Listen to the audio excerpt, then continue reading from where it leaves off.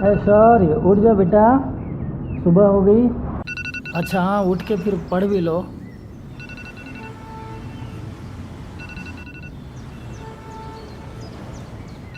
हर दिन एक नई लड़ाई के साथ शुरू होता है। एक तरफ सिलेबस, दूसरी तरफ स्केचेस, और मैं बीच में अटका हूँ। सुबह फ्रेश होकर जब पढ़ने बैठता हूँ तो कितना भी ट्राई कर लूँ, मैथ्स के नंबर दिखते हैं पर माइंड में सिर्फ लाइंस और शेड्स आते हैं।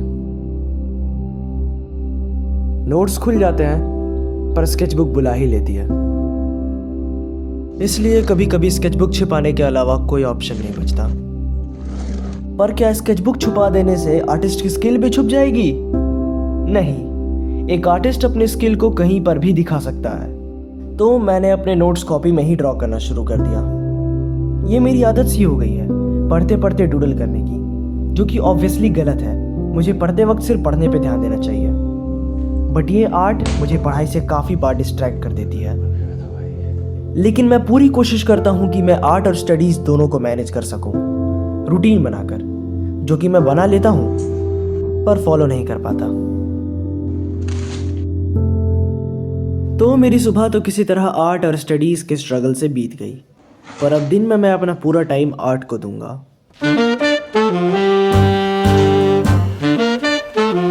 तो ड्राइंग शुरू करने के लिए मैं बहुत ज़्यादा एक्साइटेड रहता हूँ, और गाने सुन के ड्राइंग करने का मज़ा ही कुछ और है। वैसे ड्राइंग करते वक्त पता नहीं क्यों सारी टेंशन दूर हो जाती है। दिमाग में सिर्फ आर्ट होता है और कुछ नहीं। सिर्फ ड्राइंग बना, तू पढ़ो मत, वही काम देगा तुमको। जब देखो तब ड्राइंग बनाता है। उठो, बोर्ड एग्जाम है तुम्हारा। और ये सुनने के बाद ड्राइंग करने की सारी एक्साइटमेंट और चेहरे की स्माइल दोनों चली जाती है। ऐसे में पढ़ने के लिए भी बैठ जाऊं तो पढ़ने का बिल्कुल मन नहीं करता, क्योंकि दिमाग ड्राइंग की तरफ रहता है। तो मैंने सोचा माइंड फ्रेश करने के लिए एक बार शावर ले लेता हूं।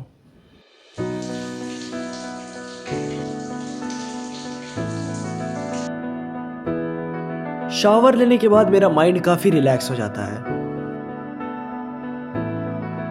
और बैल्कनी में खड़ा होकर बाहर की ठंडी हवा से माइंड को अगला काम करने के लिए और मोटिवेशन मिलता है। तो अब मैं पूरे मोटिवेशन के साथ फिर से अपने दिन की शुरुआत पढ़ाई से करने के लिए रेडी था।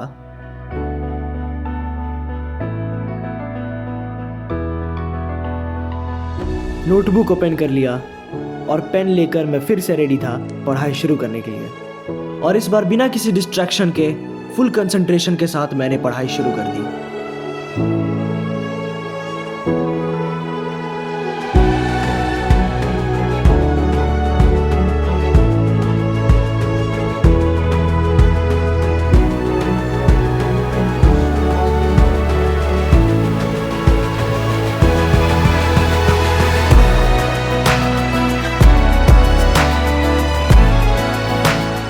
और पढ़ते पढ़ते कब 2 घंटे बीत गए पता ही नहीं चला।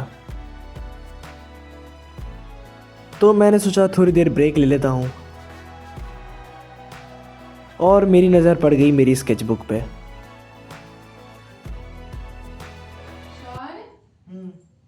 पढ़ ली है?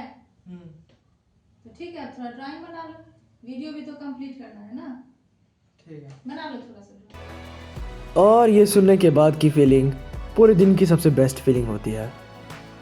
तो मैंने बिना टाइम वेस्ट किए हुए पूरे फोकस के साथ ड्राइंग करना शुरू कर दिया। और इस बार बिना किसी पढ़ाई के लोड के मैं एकदम रिलैक्स होकर ड्राइंग करने वाला हूँ।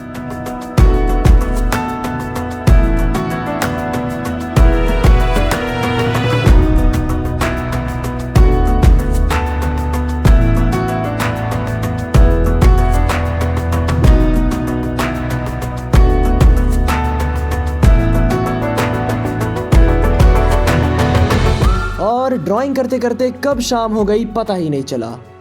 तो रिलैक्स करते करते मेरे दिमाग में आया कि क्यों ना थोड़ी देर फुटबॉल खेल लिया जाए। तो मैं सीधा चला गया फुटबॉल खेलने के लिए।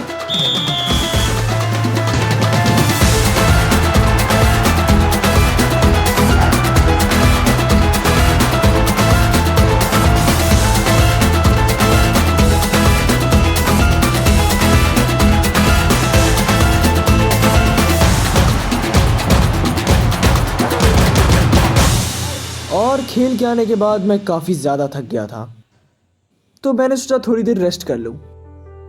लेकिन तभी मुझे याद आया कि अरे अभी तो पढ़ना था। तो मैं फिर से पढ़ने के लिए बैठ गया, लेकिन फिर से मेरी नज़र मेरी उस स्केचबुक पे पड़ गई जिसमें मैं आज दिन में ड्रॉ कर रहा था। और एक बार फिर से इस आर्ट ने मुझे पढ़ाई से डिस्ट्रैक्ट करने की कोशिश करी, लेकिन इस बार नहीं। इस बार मैंने डिसाइड कर लिया था कि मेरे पढ़ाई के टाइम पर मैं अपने आर्ट को इन्वॉल्व नहीं करूंगा। अब मैंने ठान लिया है कि मैं अपने पढ़ाई के वक्त में आर्ट को नहीं आने दूंगा और अपने आर्ट के वक्त में पढ़ाई को नहीं आने दूंगा।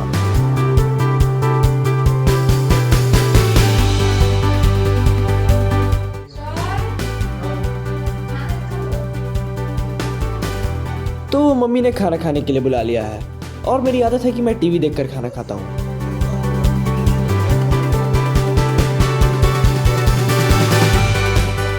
वैसे दिन में 2 बार ब्रश करना चाहिए, इसलिए मैं खाना खाने के बाद ब्रश करने लगा।